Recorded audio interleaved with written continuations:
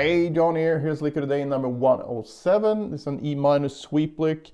If you want the tabs, you can find a link in the description below or by clicking right here on the screen. I'm going to play it slowly once and then break it down, and after that I'm going to share some practice advice, so stick around for that. We start here on the 10th fret of the high E string.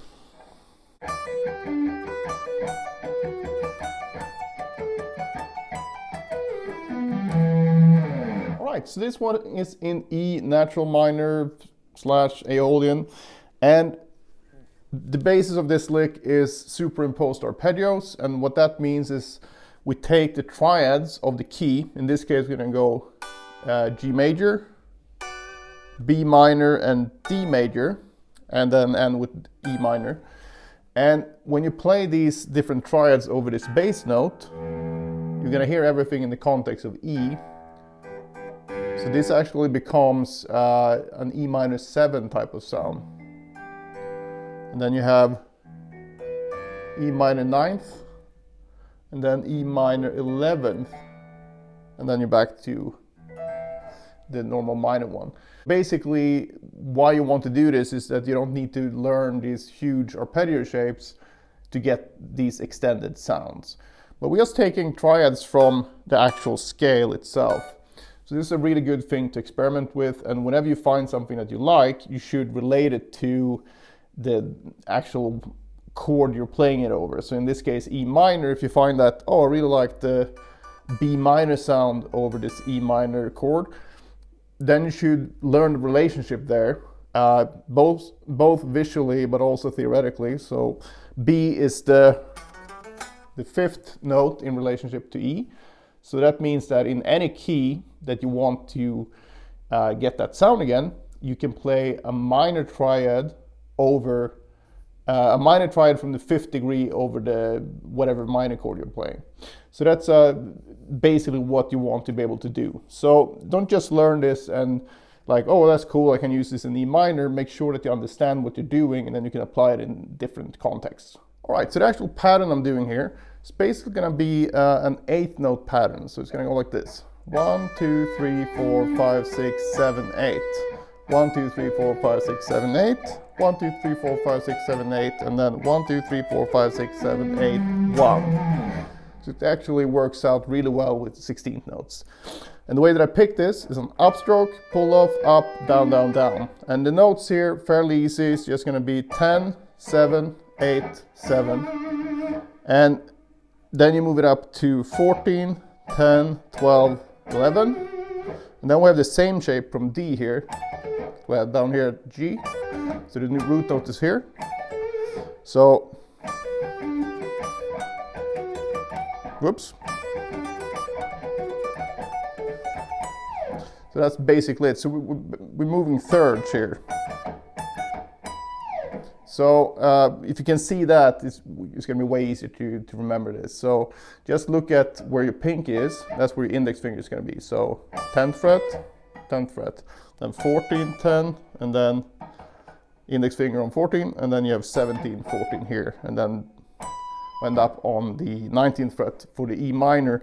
And the E minor is going to be the same shape as B minor. It's just going to go from 19 instead of 14. So, and then we just extend that 1 octave lower. So we got like that, right? So you got 19, 15, 17, 16, slide to 12, then 14, 14, 15, and then 12. The way that I picked this is we're coming from the D here. Up, pull off, up, up, slide, up, up, up, down. So the whole thing from the beginning.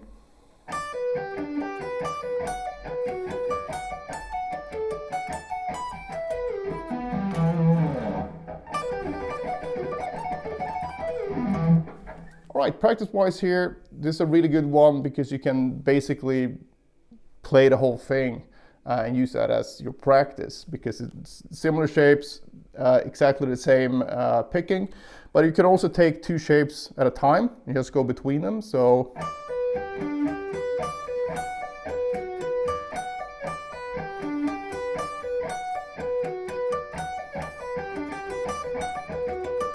then the next two.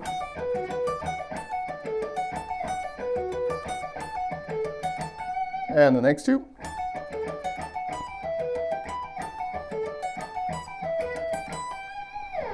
And this one here.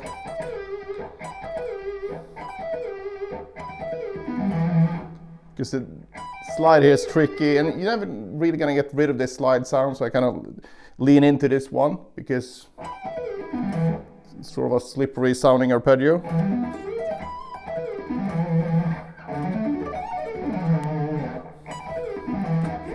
So you can play around with that stuff. But in general though, try to really focus on the timing of these, because if you get into this type of, it's not gonna sound very good. So these are easier to get into a groove because you basically have 8 notes the whole time. So you get 2 groups of 16th notes. So 1, 2, 3, 4, 1, 2, 3, 4, 1, 2, 3, 4, 1, 2, 3, 4. And I would also move this around chromatically. So maybe start down here.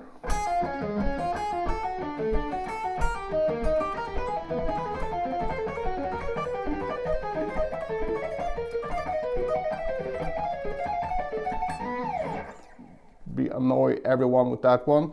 I wouldn't practice it that fast, so I would definitely go slower. So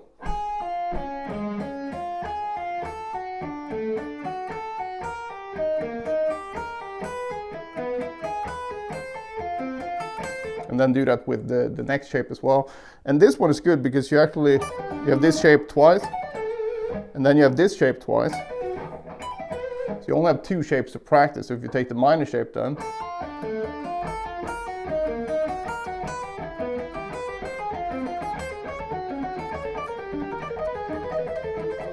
basically not much more to it, and if you haven't done a lot of sweeping before, I would definitely check out the sweeping instructional videos I have here on my channel, and I have a whole playlist where you can find a lot of good advice if you're new to sweeping, because it's a bit of a tricky technique at first, but if you get the basics right, you really will have a solid foundation to build on.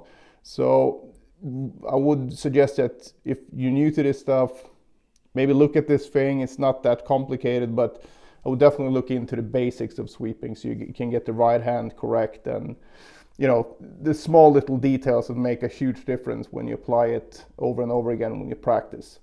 But above all, the most important advice I can give is just listen to what you're doing. And if something sounds like shit when you repeat it, it probably will always sound like shit, but it's a bit of a, you know, faster version of that shit you did at a slow tempo. So don't kid yourself, focus on accuracy 90 to 95% of the time, and then push the tempo maybe 5 to 10% of the time, and I think your technique will be all the better for it. All right, that's it for this one. Please like, comment, and subscribe and all that stuff. That really helps my channel. So if you enjoy what I'm doing here, that would really help me out. And other than that, I hope you enjoyed it, and see you in the next one.